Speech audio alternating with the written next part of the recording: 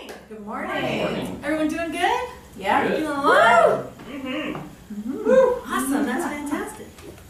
So it's officially August and we are in a new month. And with a new month comes a new spiritual principle from the Science of Mind. So this month we turn to the creative mind. Oh yeah, the creative mind.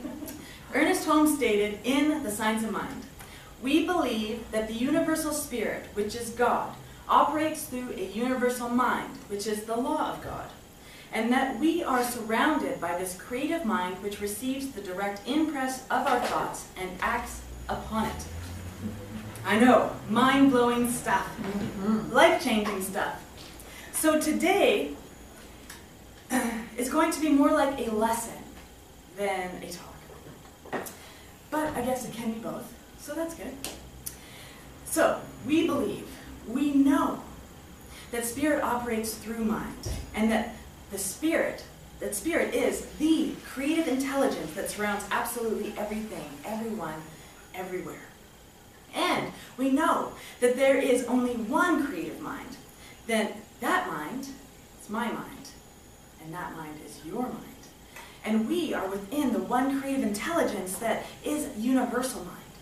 So that my thoughts and your thoughts are the thoughts that are the creators of absolutely everything that the universal mind uses to act upon. So my inner knowing, which does need some reminders now and then, is that spirit, source, creator, beloved, or God, place any name you want in here, or every name you want in there. I know, I feel, and I believe that it is the one true thing in my experience. That it, the capitalized and radiant it, is in every day of my life. That it is limitless and infinite. It has no beginning and no end. I know, feel, and believe that it is a constant creative cahoots with my every thought. I know and feel when my source is ecstatic with my plans, my thoughts, my blueprints of life, because it shows me in physical ways, goosebumps or shivers, and it shows me my good manifesting before me in physical, tangible ways.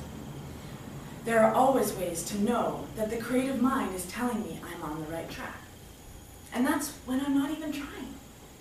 Knowing that the universal law is always in motion, always on the field, playing for us and with us, then imagine if we join forces with it and begin to consciously use the law of mind that is so ready for us to play with it. Holmes wrote, "There is one infinite life acting through law, and this law is mental. Law is mind in action. We are surrounded by an infinite, subconscious, impersonal, neutral, plastic, and ever-present thinking stuff, from which all things come, and which, in its original state, permeates and penetrates all things. This law is mental. This means that we use it with our individualized minds. We are infinitely connected to the mind that creates our reality, our life." Holmes continued, "By impressing our thought upon this substance, we can cause it to produce for us that which we think. Impressing our thought upon it is not an external act, for when we impress our thought upon ourselves, we are impressing it, thinking it, into it. This is because of the unity of all mind." I've heard so many times that every thought is a prayer. With every thought, we are impressing something onto this creative substance that only knows to do exactly what we are telling it to do. I'm speaking, of course, of the individualized mind, the microcosm, and not the mass consciousness or race consciousness. That brings up a whole lot of other really good questions, like, why do good things happen to bad people? And that is for another day.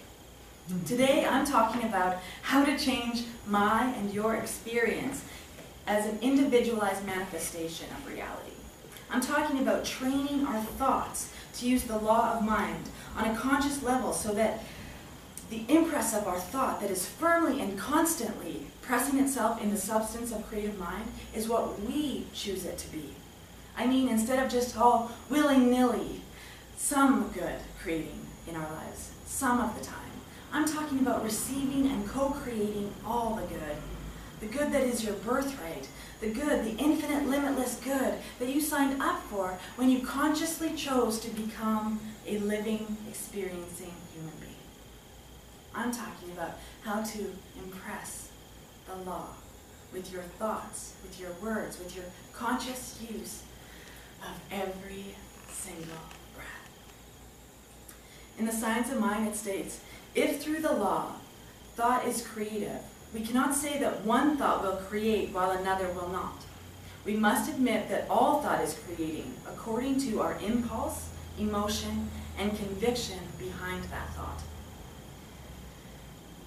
Our theory is that the medium is a universal, simultaneous presence, and in this presence all live, and that whatever is known at one point, it is known in all points instantly. This is why healing practitioners work. They are knowing something for another person within the consciousness of their own being. Knowing it in one point, it instantly acts in all points. This philosophy bred the phrase, change your thinking, change your life. It's everywhere, and most people believe that it came from Wayne Dyer. But it was around long before him, because Ernest Holmes was around long before him. Change your thinking, change your life. And the thing is, people don't just wake up one morning and say, I've changed my thinking. I now have a new thought about that thing that was creating suffering in my life, and so now I'm good. And for sure, I'm not saying it can't happen that way. I found my faith in Creator in a moment exactly like that. And I know for a lot of other things and a lot of people, it takes more than one moment. But it starts with a decision to change your thinking. For me, it was a decision to find spirit in my life. It was a decision that sounded a lot like, I don't want to live like this anymore. It was a decision that sounded a lot like a prayer. And because of that decision, I set off to find spirit as it is always and infinitely present in my life. That I'm never alone in creating my new thoughts, my new ideas, my new realities. That I am very much able to learn and to grow and to expand because spirit is always flowing through me. And I learned that if I didn't want to live that way, or any way that doesn't serve the highest and best of who I am and who I continue to be, I can change. So in this teaching, I found a way of life. I found a tool that guides and creates the changing of my thinking. I found a way to impress upon the law of mind what it was I did want in life. Because that willy-nilly use of the law was just not working for me.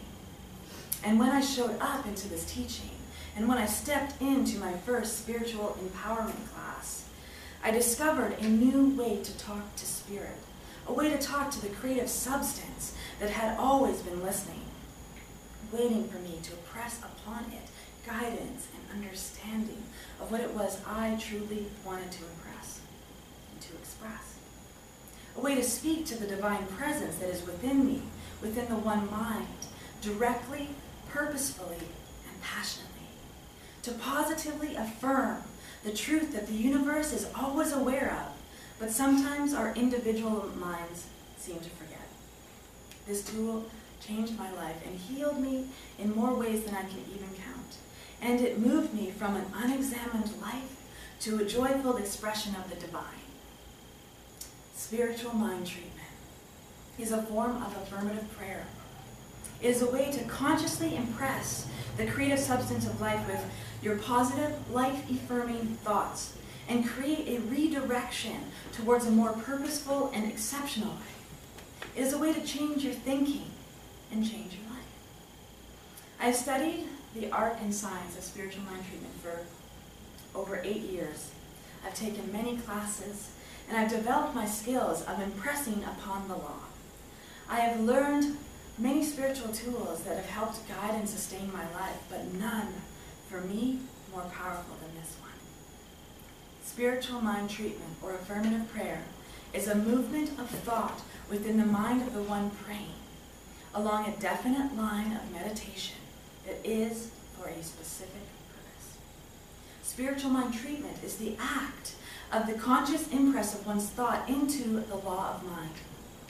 It is a tried and true method of training your thought to create demonstrations of good in your life and in your experience. Remembering, though, that this spiritual tool can take months to learn and is often studied and practiced for years. I'm going to give you a little snippet of what it is and how to use it. And remember, there is no wrong way to pray, but there is a right way. And that's why today's message is more like a lesson. So here the lesson goes. Spiritual mind treatment has 5 steps. 5 proven steps to create a life more fulfilled. These specific steps have been used in a specific order because it allows for the centering of your thought to be made known. It allows for the feelings of connection and unification to be remembered. And it allows your own personal truth to be revealed. So the first step is recognition. We recognize the spiritual truth, that there is only one presence, one power in the universe, that all things come from it, that it is the one creative intelligence that surrounds everything, creates everything, and moves through everything. We center ourselves in this, allowing the feeling of complete and perfect support, safety, and unconditional love to flow through us, through the moment we are completely present for. Like my minister mentor said, Jonathan Zenz, says, feelings are like gasoline that fuels a word. If you aren't in a place to feel that flow of spirit through you, you just keep doing this one step until you do. The second step is called unification. Having recognized that there is only one power and one presence, we can attest logically and rationally that if there is only one thing, and that thing is infinite and endless and eternal, then I must be that. The infinite cannot be divided or separated. It cannot be 2 separate things. It can't be spirit and me, because we have established that spirit is everything. There is no place, no space, no time, no decision, where the presence of this one creative intelligence is not. Therefore, I know and declare that the infinite power that is back of all things is completely back of me. I am fully and completely supported by this intelligence because it is all there is. We are one. I am it, and it is me. The only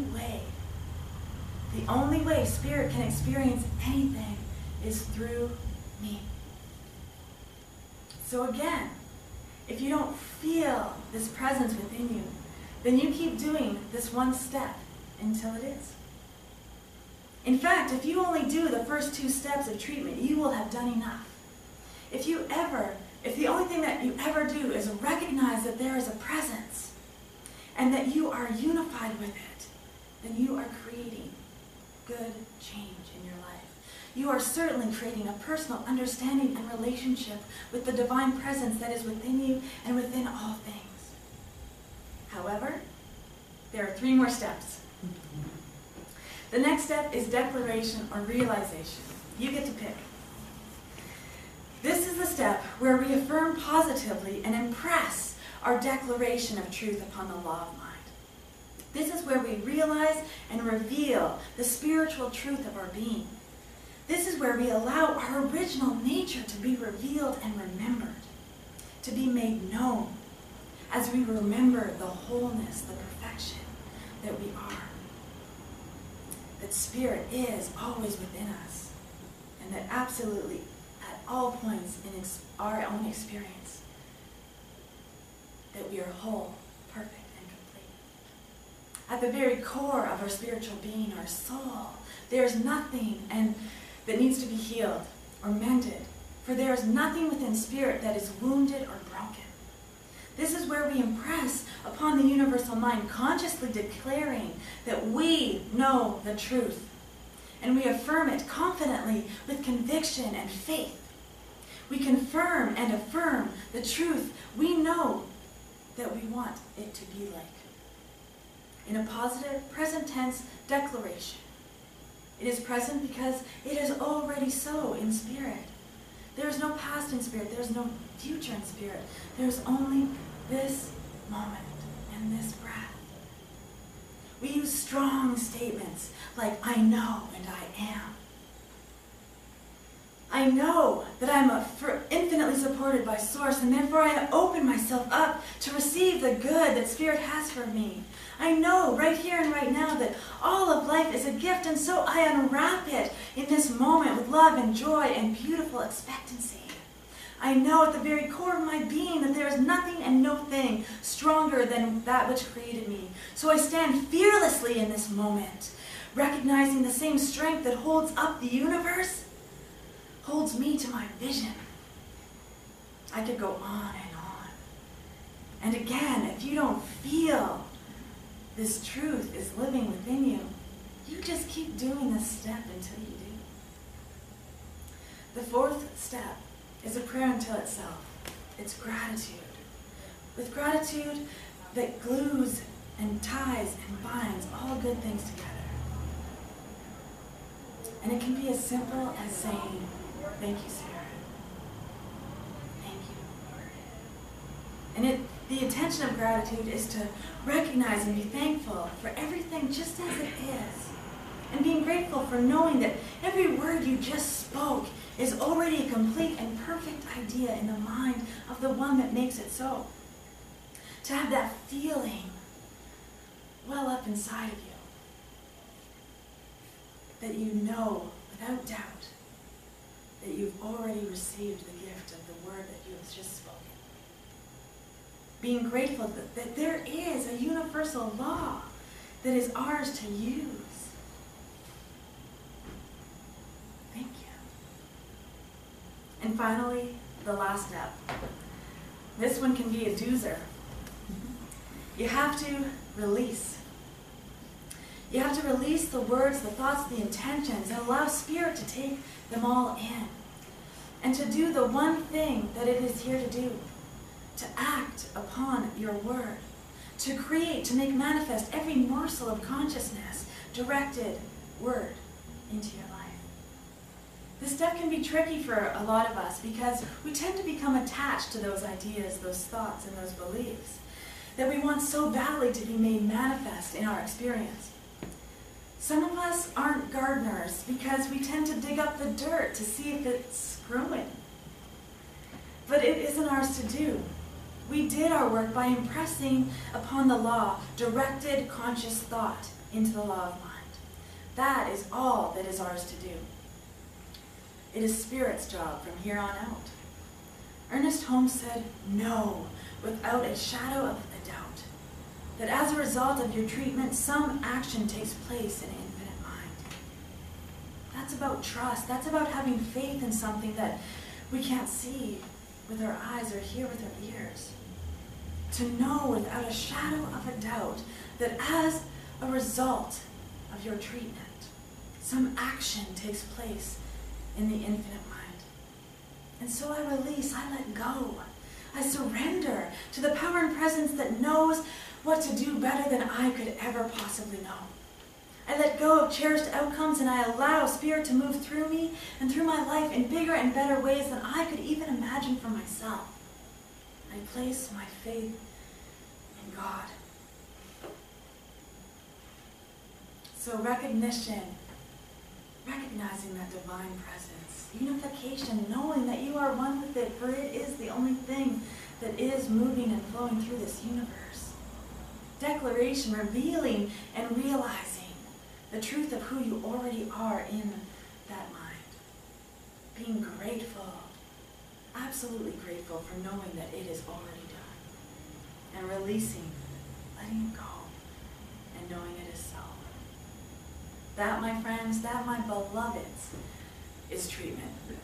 That is the product that I use to change my thinking and change my life. It is portable and light, and it can go everywhere you go. And I'm so excited to be teaching the nature of effective prayer as soon as fall decides to show up for us again. And I hope that each and every one of you join me in that adventure as we consciously create a more fulfilling, more energized, more realized life. It's going to be fun. It's such a great tool, such a great process to use, and it is so usable. Spirit is just there waiting for you to use it. And tickled pink every time you do. So one final thought from Holmes. Know your own mind. Train yourself to think what you wish to think. Be what you wish to be. Feel what you wish to feel. And place no limit on principle. The words which you speak would be just as powerful as the words which Jesus spoke if you knew your word was a law.